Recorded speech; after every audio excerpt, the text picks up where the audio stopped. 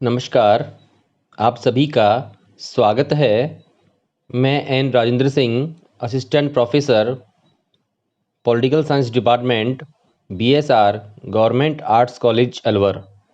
हम लोग BA part second के प्रथम प्रश्न पत्र प्रमुख राजनीतिक व्यवस्थाएं के अंतर्गत ब्रिटेन के संविधान का अध्ययन कर रहे हैं और जो आज का हमारा टॉपिक है वह है संविधान के अभिसमय अथवा वैधानिक परंपराएं।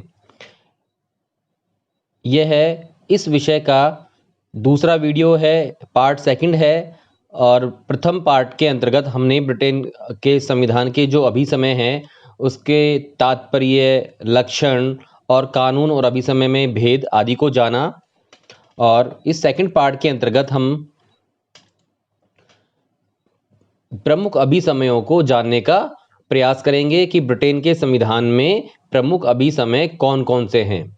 तो सर्वप्रथम ब्रिटेन के संविधान में जो अभिसमय प्रचलित हैं उनका वर्गीकरण निम्न प्रकार से किया जा सकता है।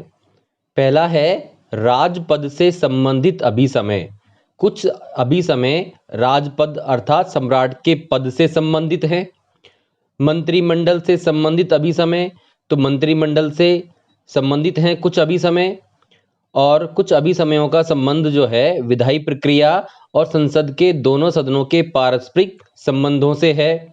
और कुछ अभिसमय लोक प्रभुत्व के सिद्धांत पर आधारित है। तो हम एक एक करके देखने का प्रयास करेंगे कि राजपद से, मंत्रिमंडल से आदि से जो संबंधित अभिसमय हैं वो क्या क्या हैं। सर्वप्रथम हम देखते हैं राजपद से संबंधित अभिसमय।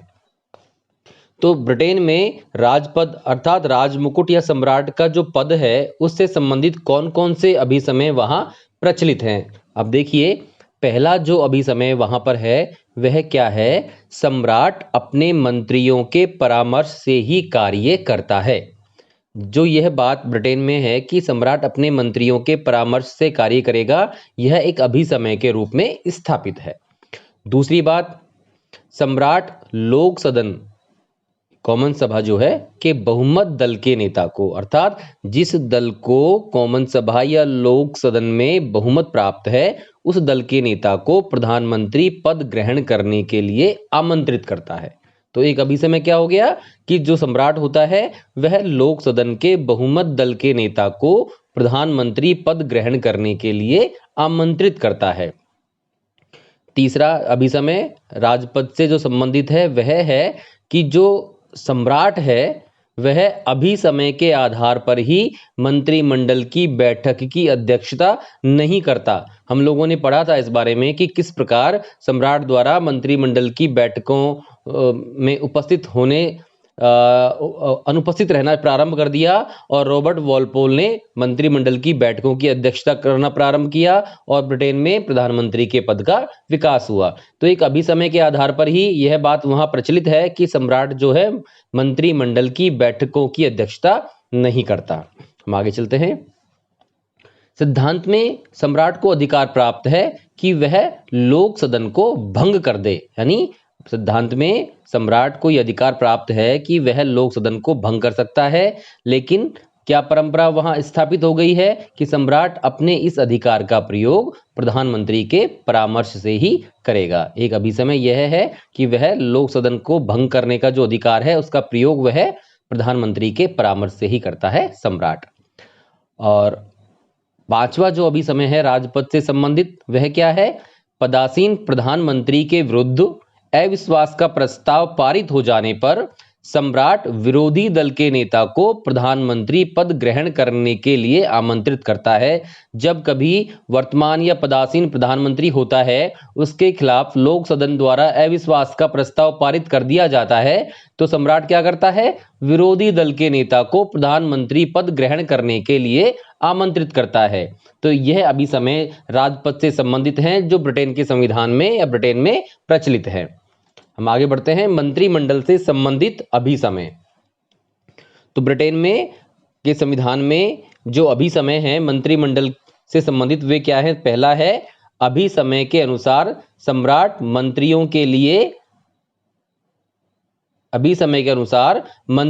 लिए संसद का सदस्य होना अनिवार्य है। जो सम्राट के मंत्री होते हैं उनके लिए क्या अनिवार्य है कि उन्हें संसद का सदस्य होना चाहिए।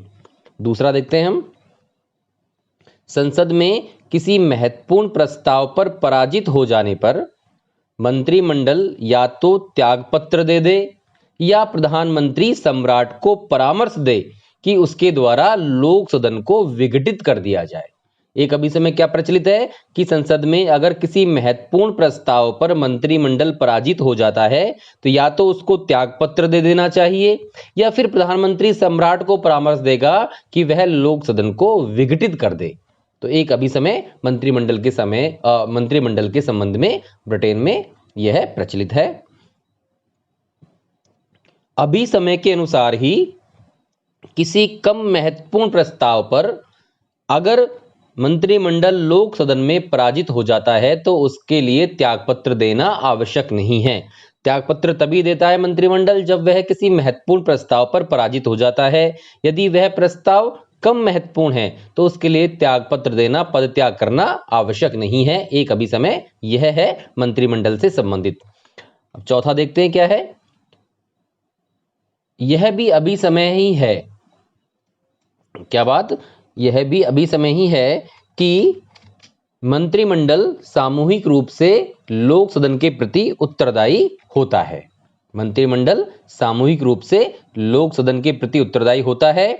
यदि लोक सदन किसी एक मंत्री के विरुद्ध अविश्वास का प्रस्ताव पारित कर दे तो भी समस्त मंत्रिमंडल को त्यागपत्र देना होता है।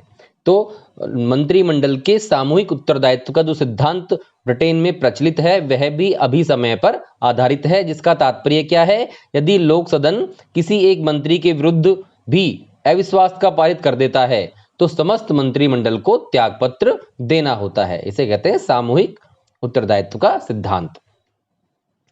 और पांचवा जो अभी समय है मंत्रिमंडल से संबंधित वह क्या है कि प्रधानमंत्री मंत्रिमंडल के सभी सदस्यों को अपने ही राजनीतिक दल में से लेता है।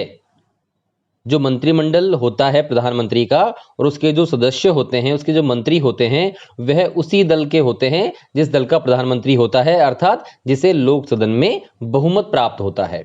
और वह अपने सहयोगियों के चुनाव में स्वतंत्र होता है। प्रधानमंत्री जो होता है अपने मंत्रियों के चुनाव में क्या होता है, स्वतंत्र होता है। इस प्रकार मंत्रिमंडल से संबंधित जो अभी समय ब्रिटेन में है वो इस प्रकार है। हम आगे चलते हैं।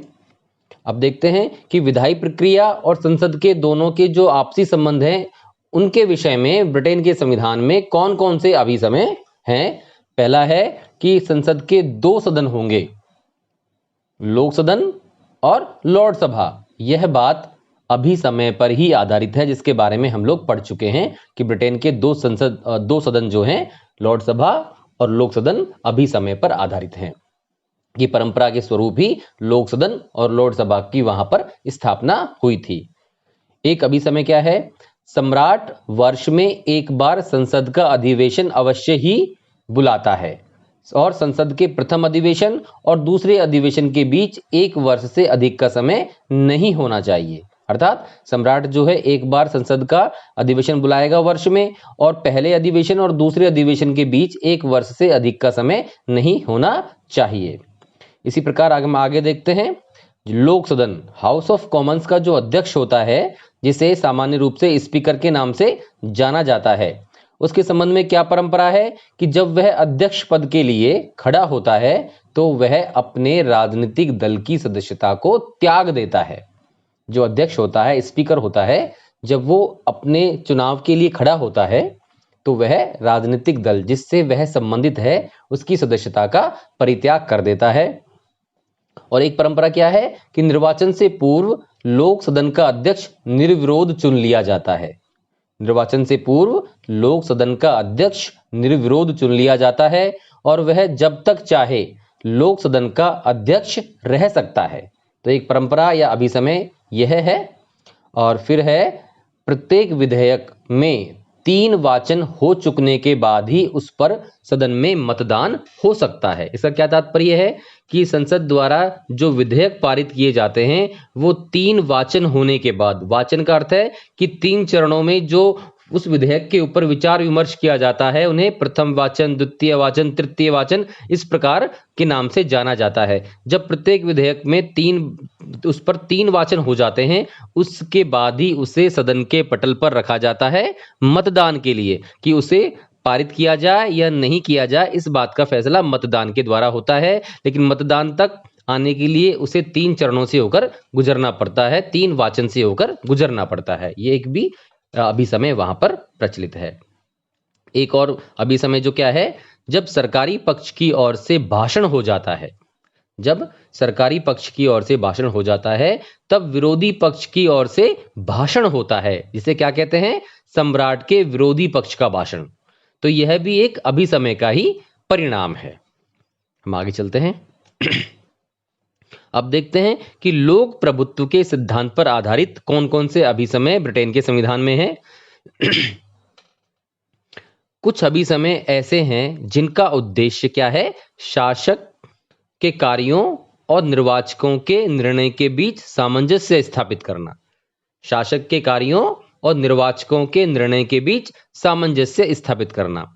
तो कौन कौन से अभिसमय हैं देखते हैं। पहला है, शासन द्वारा किसी महत्वपूर्ण और विवादग्रस्त विषय पर उस समय तक विधेयक प्रस्तुत नहीं किया जाना चाहिए। ध्यान दीजिए, आप शासन द्वारा किसी महत्वपूर्ण और विवादग्रस्त विषय पर उस समय तक विधेयक प्रस्तुत नहीं किया जाना चाहिए जब तक कि उसने ऐसा करने के लिए निर्वाचकों से आदेश नहीं प्राप्त कर लिया हो। इसका मतलब क्या है, अगर कोई राजनीतिक दल किसी महत्वपूर्ण और विवादग्रस्त विषय पर विधेयक लाना चाहता है तो उसे निर्वाचन के समय ही उस विषय पर निर्वाचकों से आदेश प्राप्त कर लेना चाहिए, कि उसे बता देना चाहिए निर्वाचन के समय ही, प्रचार के दौरान, हम इस विषय पर विधेयक लाना चाहते हैं। अगर उस दल को जनता द्वारा विजय दिलाई जाती है तो इसका अर्थ क्या हो गया कि उनको निर्वाचकों का आदेश प्राप्त हो गया उस महत्वपूर्ण और विवादग्रस्त विषय पर विधेयक लाने के लिए। तो इसका उदाहरण हम देखते हैं कि 1911 में संसदीय अधिनियम, आपको पता है 1911 और 1949 के जो संसदीय अधिनियम थे उनके द्वारा क्या किया गया था, लॉर्ड सभा की शक्तियों में कटौतियां की गई थी। जब 1911 का संसदीय अधिनियम लाया गया लॉर्ड सभा की शक्तियों में कटौती करने के लिए, तो इससे पहले लॉर्ड जॉर्ज की उदार दलीय सरकार ने 1910 के चुनाव में ही इस विषय पर जनता का स्पष्ट आदेश प्राप्त कर लिया था। इसे क्या कहते हैं, आदेश अभिसमय, मैंडेट कन्वेंशन। और यह जो आदेश अभिसमय की बात है ये किस पर आधारित है, लोक प्रभुत्व की धारणा पर आधारित है। कई बार परीक्षाओं में प्रश्न पूछा गया है कि आदेश अभिसमय क्या है, तो आपको याद रखना है कि शासन द्वारा जब कभी किसी महत्वपूर्ण और विवादग्रस्त विषय पर विधेयक लाया जाता है तो उसे निर्वाचकों से निर्वाचन के समय इसके संबंध में आदेश प्राप्त कर लेना चाहिए। यह आदेश अभिसमय कहलाता है। ठीक है, हम आगे बढ़ते हैं। लोक प्रभुत्व के सिद्धांत पर आधारित एक अन्य अभिसमय भी है, एक अन्य अभिसमय और है। वह क्या है कि मंत्रिमंडल निर्वाचकों से अपील करता है, मंत्रिमंडल निर्वाचकों से अपील करता है और निर्वाचकों का निर्णय मंत्रिमंडल के प्रतिकूल होता है। तो मंत्रिमंडल को क्या करना चाहिए, अपने पद से त्याग पत्र दे देना चाहिए। प्रधानमंत्री सम्राट से दूसरी बार लोक सदन के विघटन की सिफारिश नहीं कर सकता। बात समझ में आई आपको। जब निर्वाचकों से अपील करता है मंत्रिमंडल और वह निर्वाचकों का निर्णय मंत्रिमंडल के प्रतिकूल होता है तो उसे अपने पद से त्यागपत्र दे देना चाहिए। प्रधानमंत्री इस स्थिति में सम्राट से दूसरी बार लोक सदन के विघटन की सिफारिश नहीं कर सकता। इस प्रकार हमने देखा कि ब्रिटेन के संविधान में जो विभिन्न अभिसमय प्रचलित हैं उन्हें हमने विभिन्न शीर्षकों के अंतर्गत अध्ययन किया है। आशा है आपको ये बात समझ में आई होगी। और ये इस टॉपिक को हम यहीं खत्म करते हैं और इस टॉपिक का जो तीसरे पार्ट है उसके साथ आपसे अगले वीडियो में मिलते हैं। तब तक के लिए धन्यवाद।